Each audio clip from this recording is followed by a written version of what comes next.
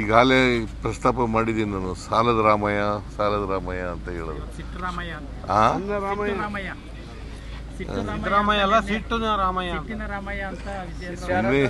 ಏನಾದ್ರು ಬಾಯಿ ಬಂದಾಗ ಮಾತಾಡ್ತಾರೆ. ನೋಡ್ರಿ, ಎಲ್ಲ ಅಭಿವೃದ್ಧಿ ರಾಷ್ಟ್ರಗಳು, ಎಲ್ಲ ರಾಜ್ಯಗಳು ಸಾಲ ಮಾಡಲೇಬೇಕು. ಸಾಲ ಮಾಡುವಾಗ ಮಿತಿ ಒಳಗಡೆ ಇರಬೇಕು. ಸಾಲ ಮಿತಿ ಒಳಗಡೆ ಇರಬೇಕು. ಈಗ ವಿಜೇಂದ್ರ ಹೇಳೋದನ್ನೇ ದೊಡ್ಡದಾಗಿ ಮಾಡ್ತೀರಿ.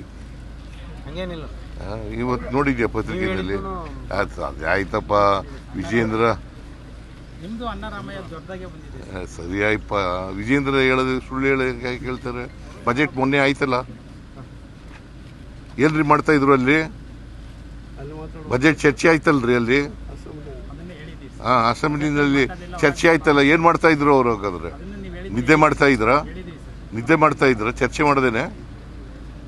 ಅಲ್ಲಿ ಏನು ಹೇಳ್ಬೇಕು ಅದಕ್ಕೆಲ್ಲ ಉತ್ತರ ಕೊಟ್ಟಿದ್ದೀನಲ್ಲ ನಾನು. ಸುಮಾರು 4.25 ಗಂಟೆ ಉತ್ತರ ಕೊಟ್ಟಿದ್ದೀನಿ. ಬಜೆಟ್ ಮೇಲೆ ಚರ್ಚೆಗೆ 4.25 ಗಂಟೆ ವೈಟ್ ಪೇಪರ್ ಯಾಕಪ್ಪ ಮಂಡಿಸ್ಬೇಕು? ಬಜೆಟೇ ವೈಟ್ ಪೇಪರ್ ಅಲ್ವಾ? ನೀವು ಅದನ್ನು ಕೇಳೋದೇ ಇಲ್ಲ. ವೈಟ್ ಪೇಪರ್ ಅಂದ್ರೇನು? ರಾಜ್ಯದ ಆರ್ಥಿಕ ಪರಿಸ್ಥಿತಿ ಹೆಂಗಿದೆ ಅನ್ನೋದು ಇಡಬಹುದು. ಬಜೆಟ್ ಅಂದ್ರೇನು?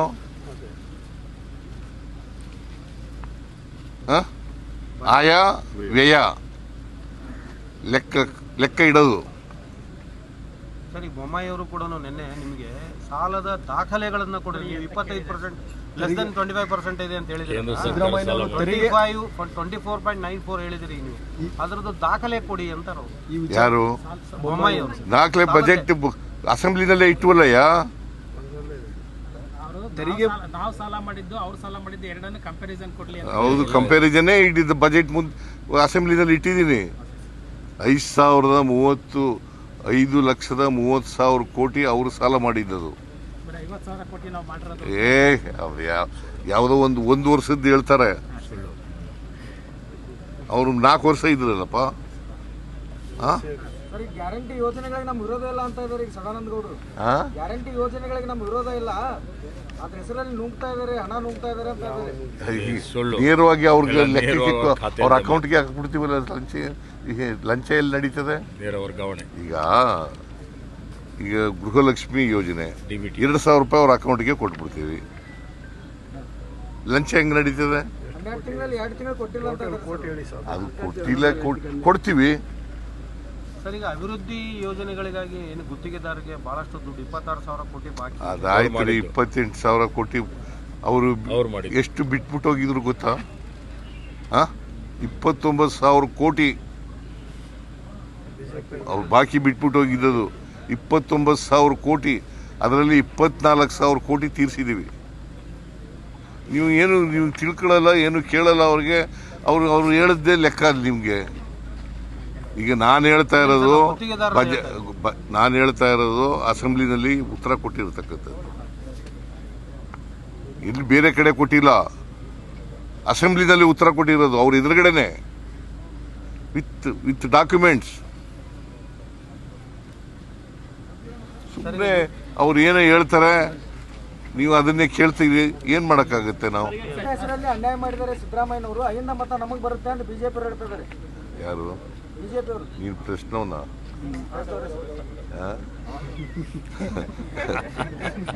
ಹಿಂದ ಇವ್ರಿಗೆ ಯಾವತ್ತು ಪ್ರೀತಿ ಬಂದಿರೋದು ಹಿಂದ ಮೇಲೆ? ಹಿಂದದವ್ರ ಮೇಲೆ ಪ್ರೀತಿ ಬಂದಿರೋದು ಯಾವಾಗಯ್ಯ?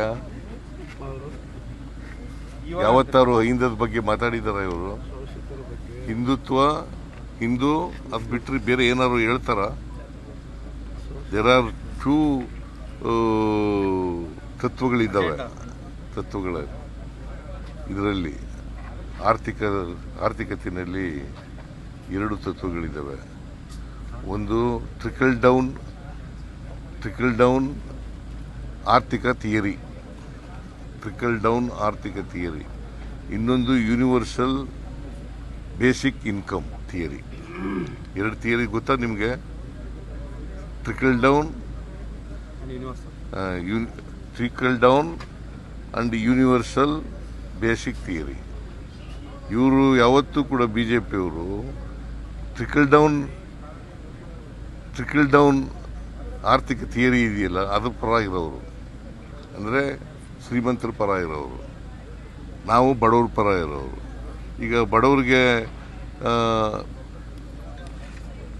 ಈ ಬಸ್ನಲ್ಲಿ ಕರ್ಕೊಂಡು ಹೋಗ್ತೀವಿ ಫ್ರೀಯಾಗಿ, ಎಲ್ಲ ಮಹಿಳೆಯರಿಗೂ ಕರ್ಕೊಂಡು ಹೋಗಲ್ವಾ? ಬಿ ಜೆ ಪಿಯವ್ರು ಇಲ್ವ ಅಲ್ಲಿ? ಬಿ ಜೆ ಪಿಯವ್ರು ಇಲ್ವೇನ್ರಿ?